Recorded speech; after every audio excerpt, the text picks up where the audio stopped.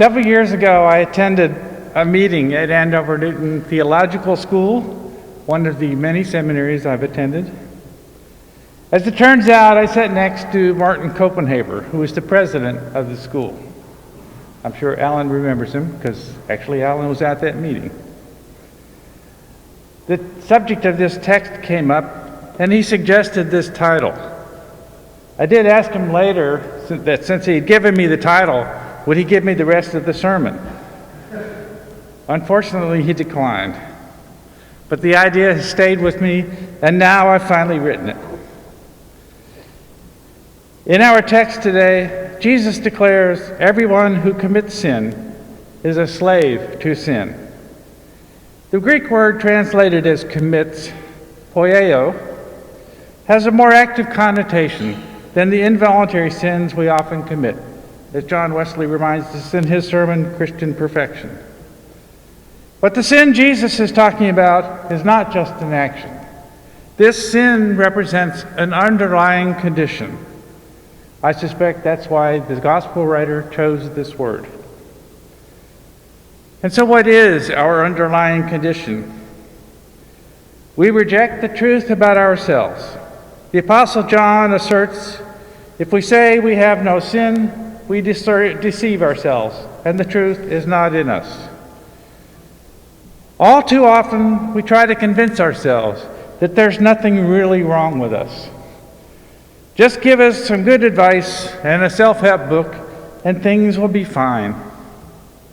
We, or at least I, pig-headedly insist that we are basically in control and don't need to bother God with our picayune problems. Surely our going to church and charitable giving and basic holiness are sufficient. Now, I do apologize for using a text today that includes the word son, but in the culture of the time, not all children had the same rights and privileges. So in verse 36, we're shot down. If the Son sets you free, this is not something we can do for ourselves. As a matter of fact, it's not something we even have control over. I think I just saw a Flinch. In Martin Luther's wonderful hymn, Mighty Fortress, that we heard earlier, we find these words. If we in our own strength confide, our striving turns to losing. But there is one who takes our side, the one of God's own choosing. When Jesus talks about truth, he's not talking about facts and knowledge. What Jesus is talking about is what God reveals to us in the Word and in the life, death, and resurrection of Christ. You might call this divine truth. Now, I could do a whole sermon on truth, and actually have twice, but I will not inflict that on you today because they were pretty lengthy and we don't have that much time. Did you say amen?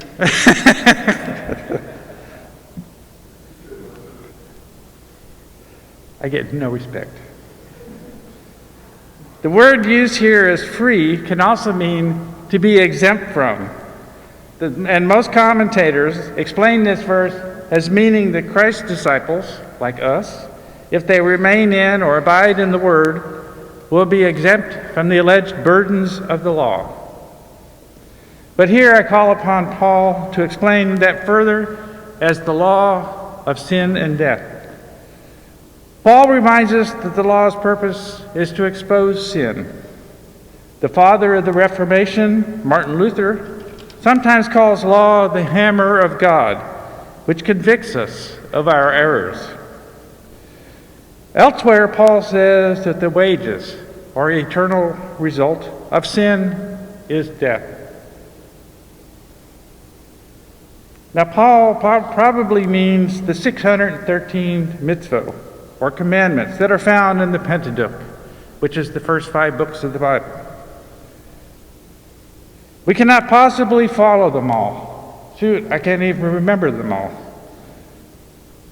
So we cannot become righteous by trying to follow them. So Paul can easily declare, we have all sinned and fallen short of the glory of God. I'm not sure if Paul means this glory as in the old sense as the part of God who accompanied the Jews out of Egypt and lived in the temple, or does he mean Jesus personally? Well, I'm not sure it really matters. Either way, we've come up short. I think Paul's use of righteous here is intended to hearken back to Abraham, who trusted in God's promise, and it was reckoned to him as righteousness. If you want to hear Paul's whole development on that, I refer you to the letter to the Galatians, which is actually misnamed because he wrote that letter to me. Then Paul mentions the law of faith. This faith is not one of those 613 mitzvot. So what does he mean? Jeremiah comes in with an explanation. In the new covenant, God puts the laws in our midst. See, I'm holding it up right side up too. And writes the laws in our hearts. The heart is seen as the dwelling place of the Spirit, which Paul says we live by. So this law of faith is inside us. Thus the law has been reformed to better help us in our daily lives in a changing world. But we can't be free of that law. That would contradict Jesus' intent.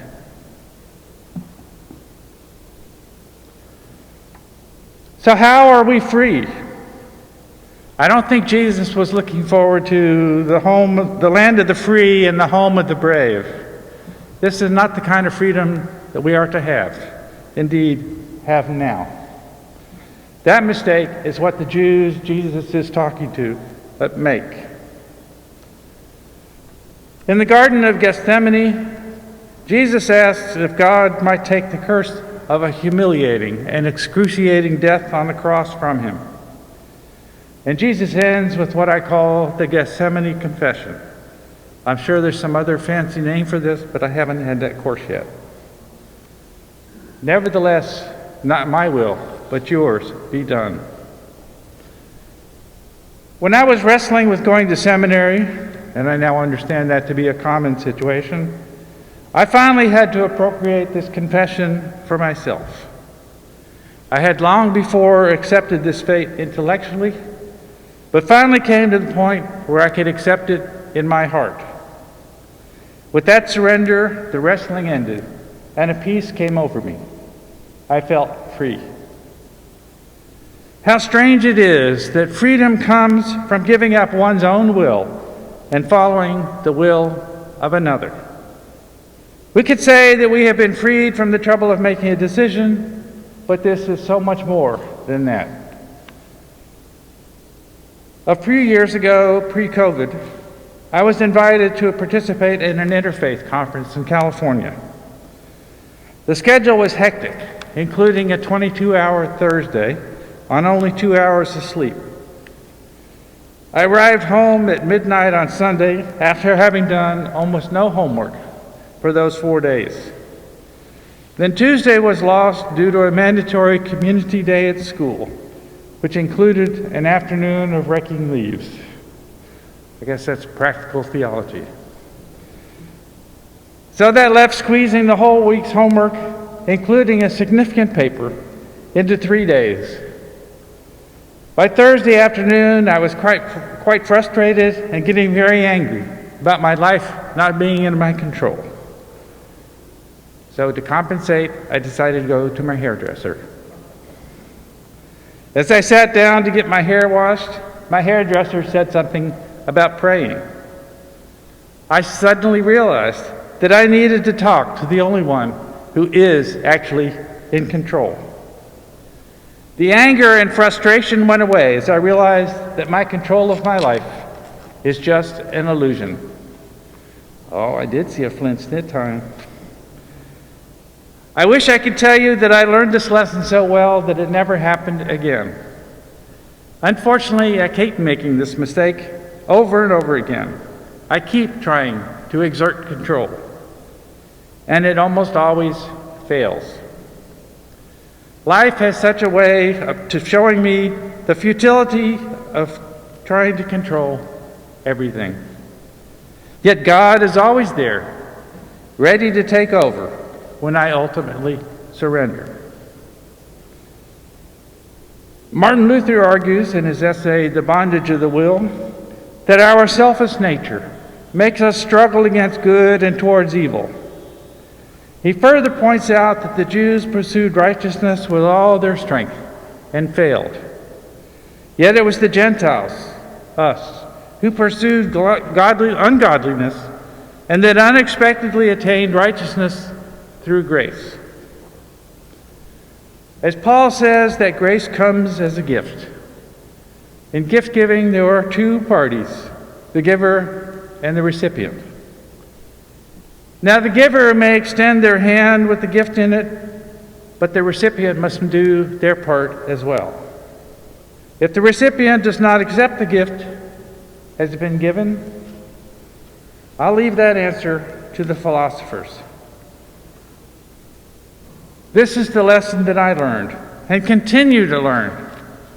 Only when I give up the illusion of having my own will or control over our lives do we actually get it. And isn't that what Jesus said? Those who lose their life for my sake will find it. What a strange idea for freedom. By giving up what we feel is freedom, we get the real freedom that comes from focusing on others. When we surrender our will to God, we are set free. Maybe that's part of why they call it the scandal of the gospel. And maybe it's also why we flinch when Jesus says free. So if Christ makes you free, you will be free indeed. Amen.